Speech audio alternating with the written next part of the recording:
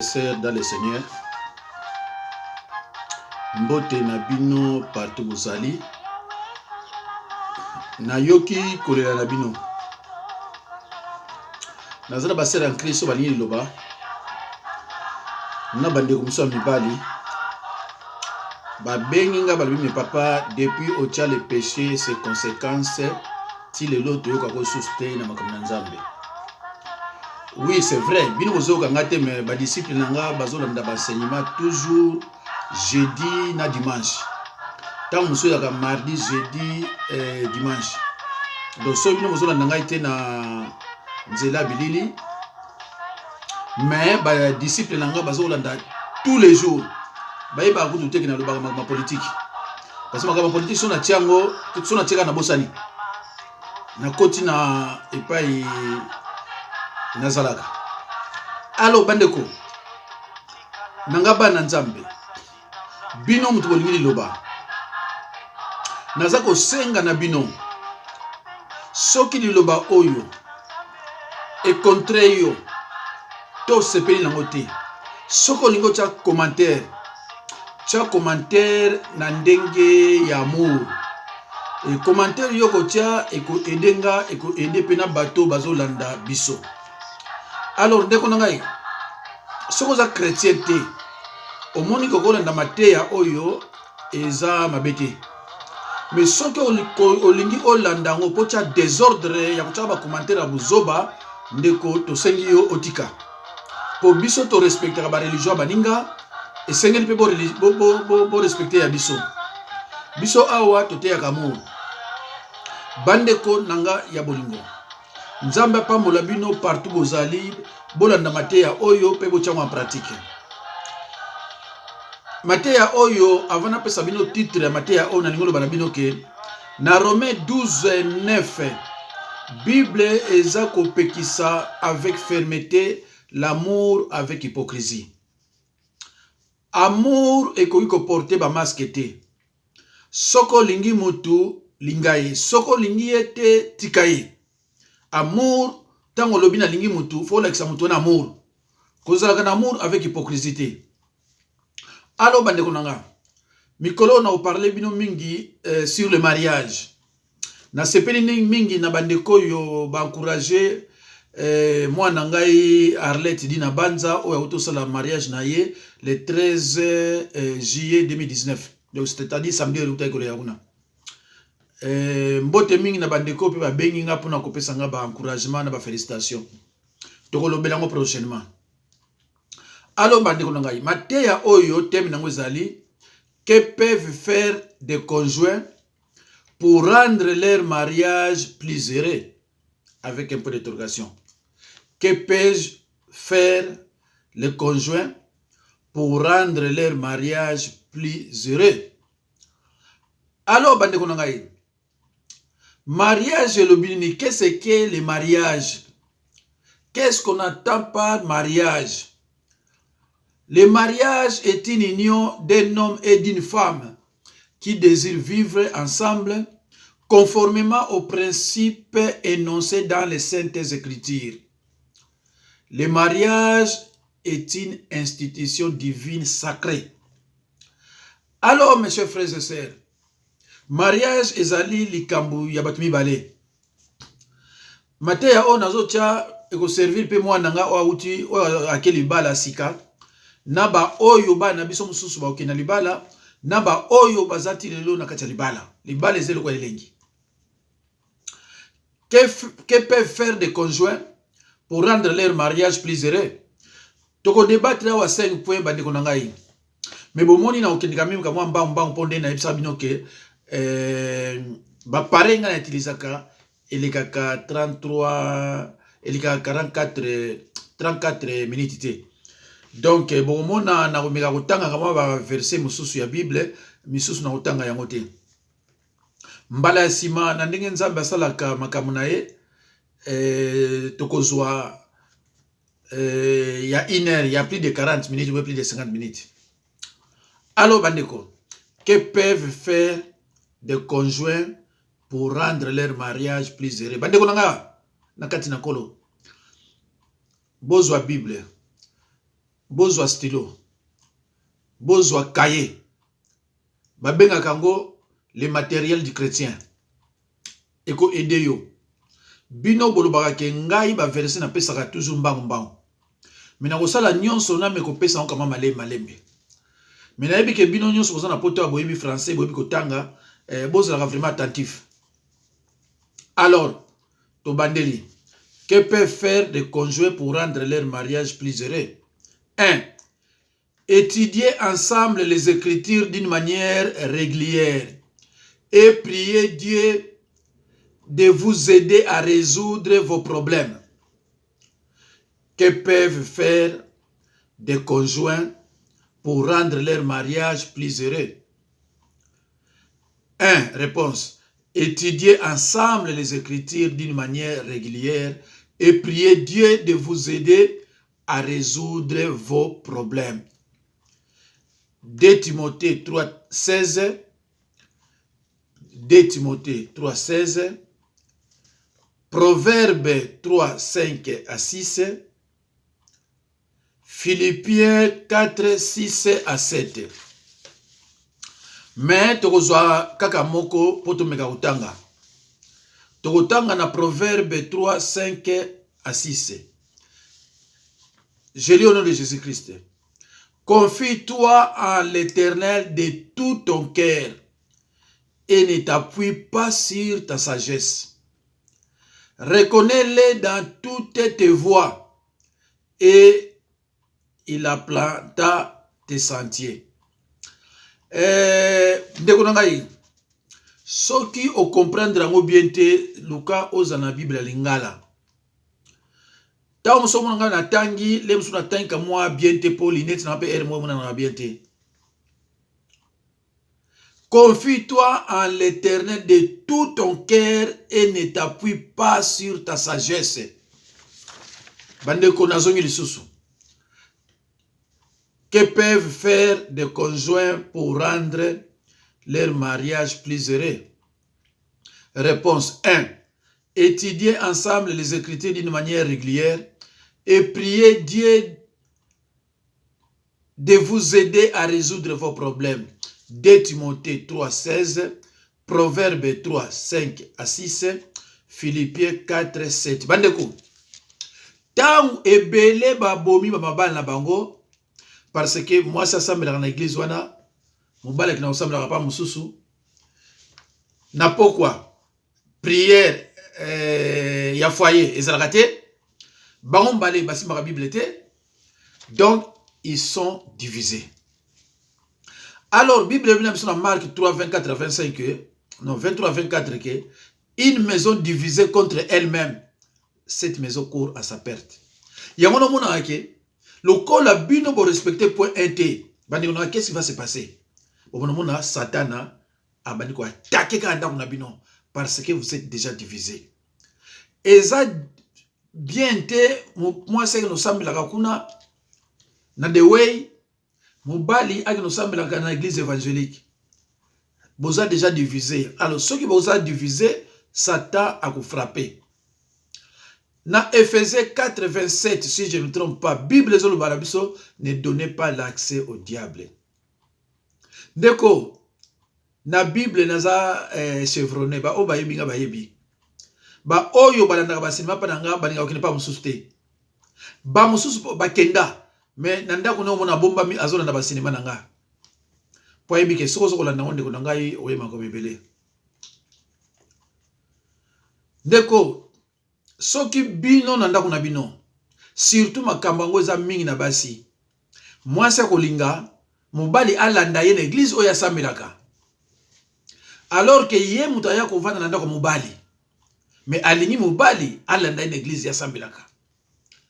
Surtout soko za ndoki. Ako kuta pasteur ome kuna pe azana yango. Même ndenge na préféré kuta divorcer ki atika église wana. Alors bandeko so bozo kangai bozo la uni pona libala na bino eza ne sengo eza la bien. Moi si landa mobali no pazo ko sambela. Tangu babali yo moi si mtokola na mobali na yo pa yo asambelaka. À moins que ye mo pe alinga alanda yo pa yo sambelaka. Soki ye moko alingi alanda yo pa sambelaka, eza ma bete. 2. Respecter les principes de l'autorité. Sous ce rapport, le mari a une lourde responsabilité. Bandeko, que peuvent faire des conjoints pour rendre leur mariage plus heureux? 1. Étudier ensemble les Écritures d'une manière régulière et prier Dieu de vous aider à résoudre vos problèmes. 2 Timothée 3, 16, Proverbes 3, 5 à 6, Philippiens 4, 6, 7. 2. Respecter les principes de l'autorité. Sous ce rapport, le mari a une lourde responsabilité. 1 Corinthiens 11, 3, 1 Corinthiens 11, 3, Éphésiens 5, 25 à 33, Colossiens 3, 10. La femme doit également faire des efforts sincères. Éphésiens 5, 22 à 24, Colossiens 3, 18, 1 Pierre 3, 1 à 6. Bandeko, na bandeli. Respecter les principes de l'autorité. Sous ce rapport, le mari a une lourde responsabilité. Ndeko, tango balobi na yo respecter les principes de l'autorité. Elinko ye blobake, ndeko nanga ifo ye bake na ndako wa libala mokonzi elaka mobali eza yo te. Ngate mutu nazo koloba yango soki olingo tia tembe contredire nzambe. Ou bien tika okina église. Na ndako wa libala mokonzi eza mobali. Balobi yango va respecter les principes de l'autorité. Sous ce rapport, le mari a une lourde responsabilité. 1 Corinthiens 3, 5 à 6. Pardon, 1 Corinthiens 11, 3. Je lis au nom de Jésus-Christ. Je veux cependant que vous sachiez que Christ est le chef de l'homme et que Dieu est le chef de Christ. Ndeko tamusunga na tangi yango na sisi ya muti. Me yo tanga yango tina suka. Soko sisi ko tanga yango otanga na Ephésiens 5, 25 à 33, Colossiens 3, 19.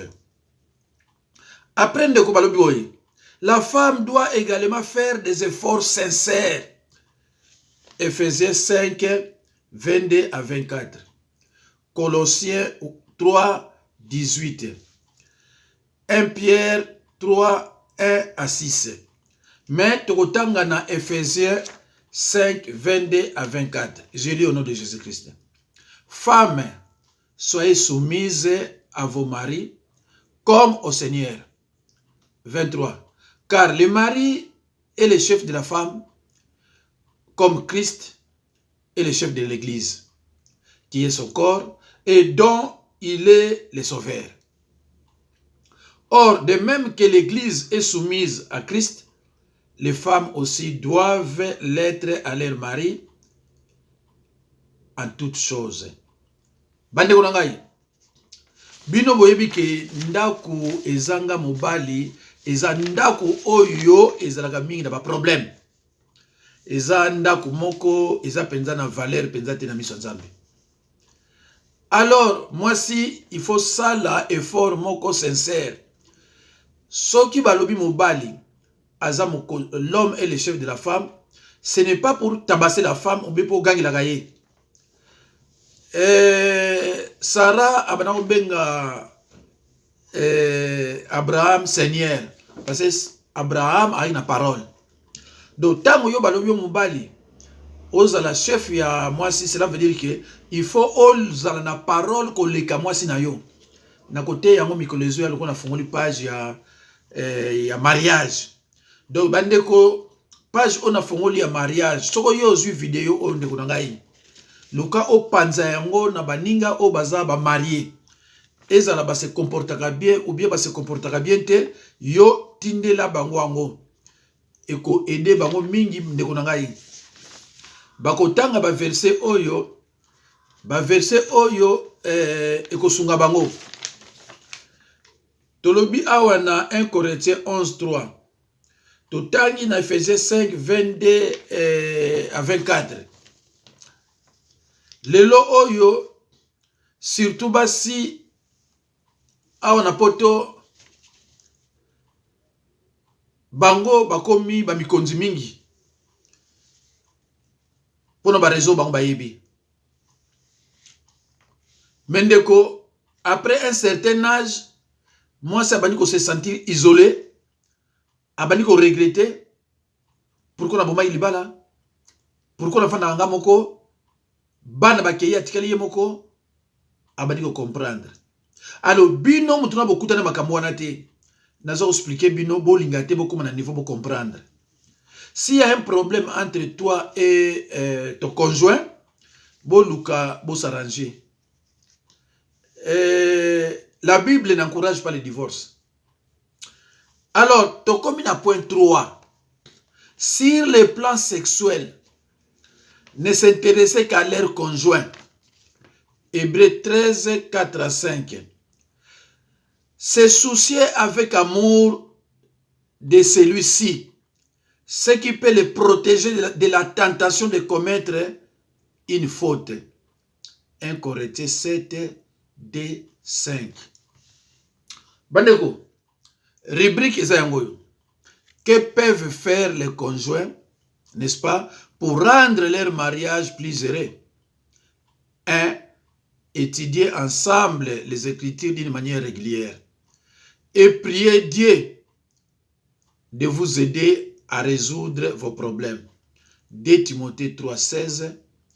Proverbes 3, 5 à 6. Philippiens 4, 6 à 7. 2. Respecter les principes de l'autorité. Sous ces rapports, le mari a une lourde responsabilité. 1 Corinthiens 11, 3. Ephésiens 5, 25 à 33. Colossiens 3, 19. La femme doit également faire des efforts sincères. Ephésiens 5, 22 à 24. Colossiens 3, 18, 1 Pierre 3, 16.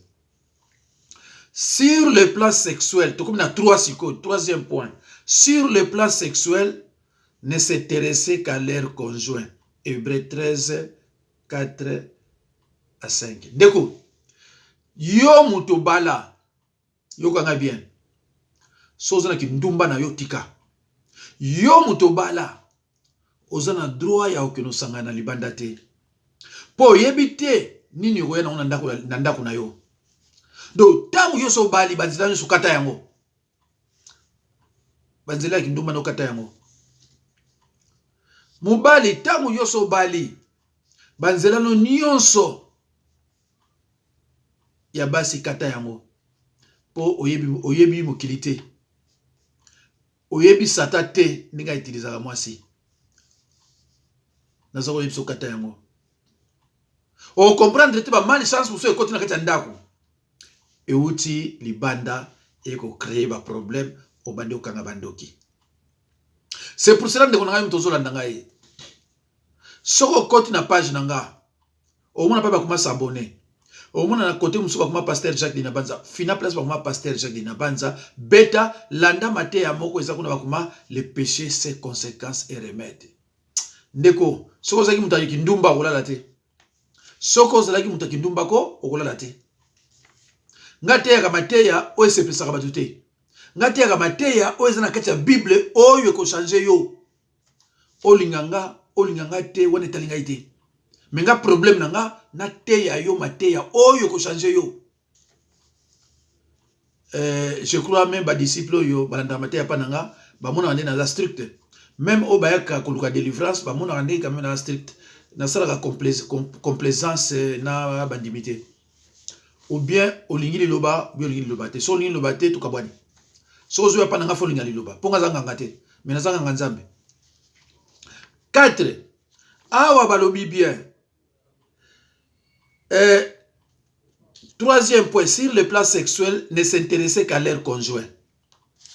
Ndeko, tokotanga na Hébreux 13, 5. Bino bokobanda na Hébreux 13, 4 à 5. Mais nga pona za na kokilika mwa mbangu na otanga Hébreux 13, 5. Ndeko na ngai. Botanga ngo peza bien point 3. Babi, sur le plan sexuel, ne s'intéressaient qu'à leur conjoint. Hébreux 13, 4 à 5. Donc, pour l'amour, sexualité, il faut kaka et pas un bail là. Mais ça n'a pas si mon sous. Je ne sais pas si vous avez dit na boy ko toucher éducation à parler na bango. Okomona atiki mbeto ya yena mobali akikola na chambre bana.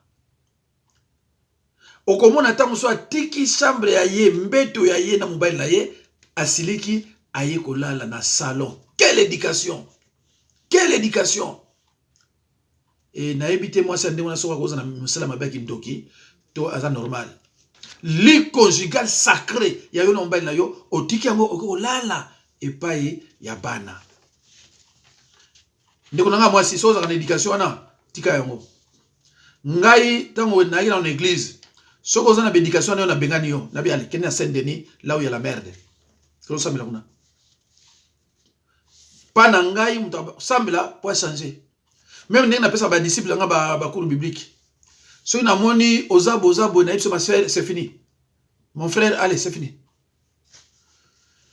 Jésus-Christ a sakana ina ba limité. Jésus-Christ a sakana ba disciple té. Aina ba 80 a éliminé tika na 12.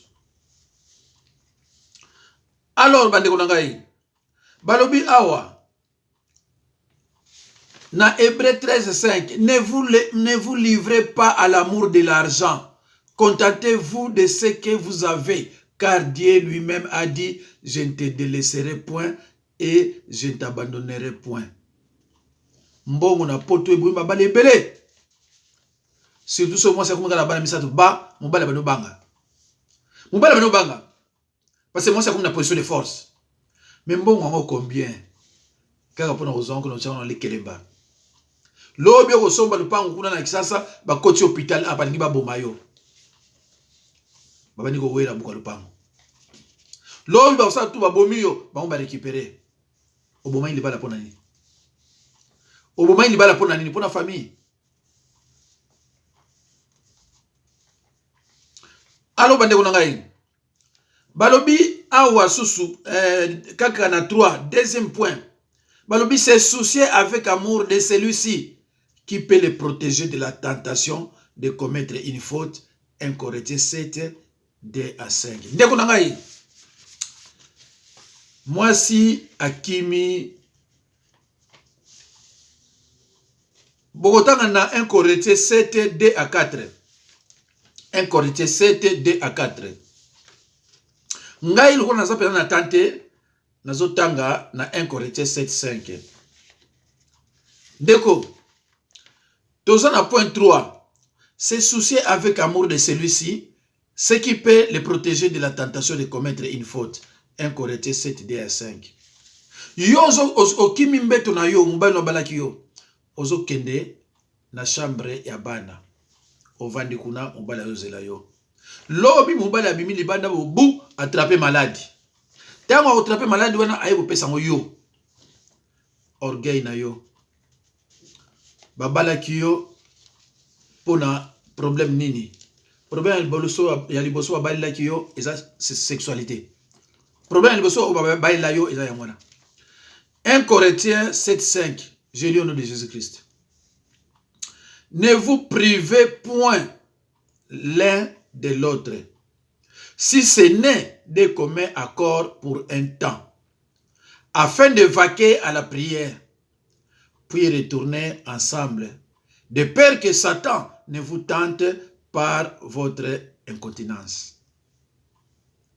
Ne vous privez point l'un de l'autre, si ce n'est de commun accord.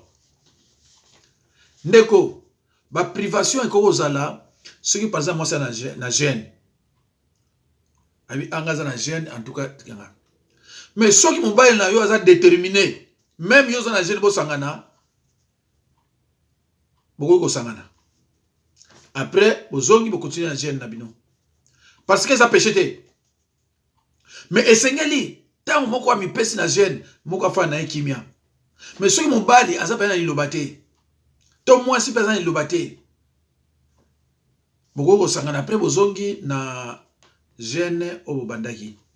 Mais Ne vous privez point l'un de l'autre.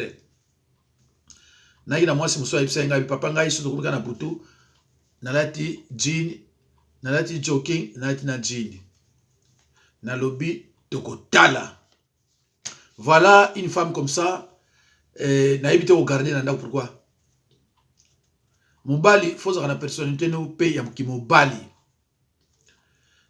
une femme azotika nini mbeto pour que ola pour mususu c'est aussi une cause de divorce. Na hotel bino même tipa kwa divorce. Ndeko na ngai. Soko zola ndanga na maloba nzambe. Soko za abonné te. C'est abonné. Luko za abonné. Soko za ba ndeko to ba nani balinga liloba. Loba na mama ya kolanda nga liloba. Na koloba mimi ko ya na banya na loba déjà. Ba pasteur netinga na France oza combien? O ba yebi nga ba yebi. Ko banda na ba délivrance na ba bebele. Nazala mama moko à hôpital. Lobi na bengi na bondi depo na ye. Lelo azolo bananga papa malade ta moko monanité. Nzabe. Nazala mama muso uti musika. Abi papa nzama yola kisanga yoka mtobik sanga inga mi baza combien ba yaka ba ba pe abika. O ba yebi nga ba yebi. Soki nga na lobi bato yo nga na bikisaka. Ba leka ba sala ba témoignage na banola la société. Même oyo ba leki contre nga wana so ba leka ba sala témoignage ba ba kité tobika. Mutu même alinga te mais so akei asala même témoignage ba ba ke awa li lobe yali. Même alinga te. Nazala ba conseiller musu baza pa chilombo kuna. Baleka. Alors, quatrième point, c'est parler avec bonté et considération. Éviter de s'emporter et de se harceler des remarques blessantes. Tobandeli, quatrième point, c'est parler avec bonté et considération. Éviter de s'emporter et de se harceler des remarques blessantes. Éphésiens 4, 31 à 32. Proverbe 15, 1. Proverbe 23. Proverbe 21, 9. Proverbe 31, 26. Proverbe 31, 28. Soyez pacifiques. Évitez des querelles. Déco, il faut considérer femme na yo. Femme, il faut considérer mobile na yo. Ce n'est pas que makamno ndako tiki osoki no sola kama osoki no tonga mobile na yo na ba muziki partout. Mais tangu yo zo respecter mobile na yo te, mutali banda ko respecter ndeni. Tangu yo ndeko nanga ozo respecter femme na yo te, mutali banda ko respecter femme na yo ndenge nini. Oko finga mwasi na miso abato. Oko finga mwasi na miso abana. Mwasi bano ba ne contre la chambre bino mbale. Mais yo bano lo balé na miso abato. Bible péquition. Quatrième point, c'est parler avec bonté et considération. Éphésiens 4, 3, pardon, Éphésiens 4, 31 à 32, Proverbe 31, 28.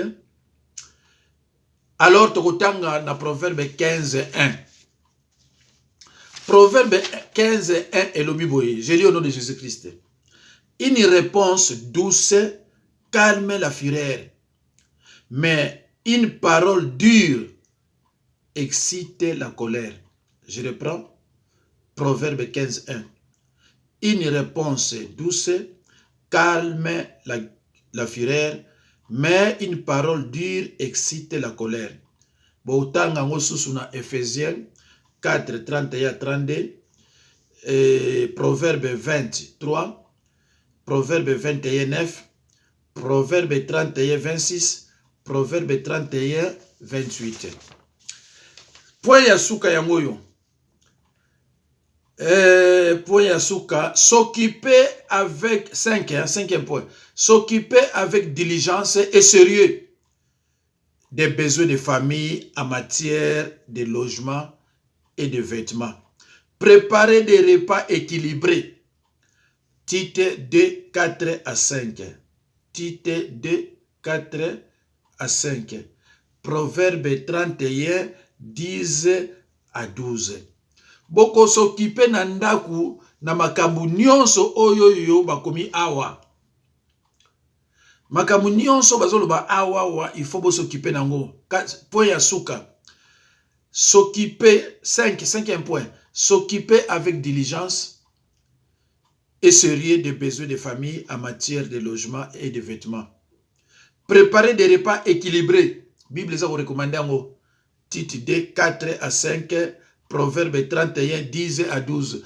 Préparer des repas équilibrés. Et ça te que micronio soli sarabana ba pate. Pour na likelemba, topo okamatambongo, otina pa famille na yo. Donc, mes chers frères et sœurs, Nzamba kupambola bino, thème na biso lelo ezalaki que peuvent faire des conjoints pour rendre leur mariage plus heureux. Ndeko nangai bino mutu kolanda ngali musunu na musala. Sozo landeli lo banzambe oyo na tangi bino kama verset. Sozo kolanda yango ndeko nangai vraiment kozale sengo mingi Nzamba kupambola yo. Donc ndeko lingali loba ya que la parole qui peut transformer les cœurs de tout un chacun. Ndeko bimana buzoba linga liloba koleka eloko nyonso. C'est vrai que biso na bino ba chrétien na ba non chrétien mitema na biso nyonso ekomi na makambo ezoleka na mboka. Mais tobosa na pe liloba na Nzambe te parce que suka nango Nzambe muta décider. Bandeko na ngai eza mabete ya koyeba makambo o ezoleka na mboka na yo. Soki pasteur na yo alobi ke eza mabe aza mosala Nzambe te. Tango yo botamaki na mboka wana. Tango mboka wana eza na problème yo okoza nesengo ata mukete. Alo bandeko ya mbo monaka biso basala na Nzambe to salaka na politique te. Mais soki soki mboka eza ya kobeba toza na droit ya kotelema pona koloba na bakonzi ke ce n'est pas comme ça qu'on peut gérer un pays. Devoir ya mwana to salaka. Alo bandeko na ngai Nzambe pambola bino partout bozali na pesi bino teme moko ya kitoko o ezali ke okobenga mwasi na yo okobenga mobali na yo bofandi bobandi kolanda yango. Ndeko na ngai kotanga liloba ensemble mwasi na mobali eko aider bino na ndenge kosakana te.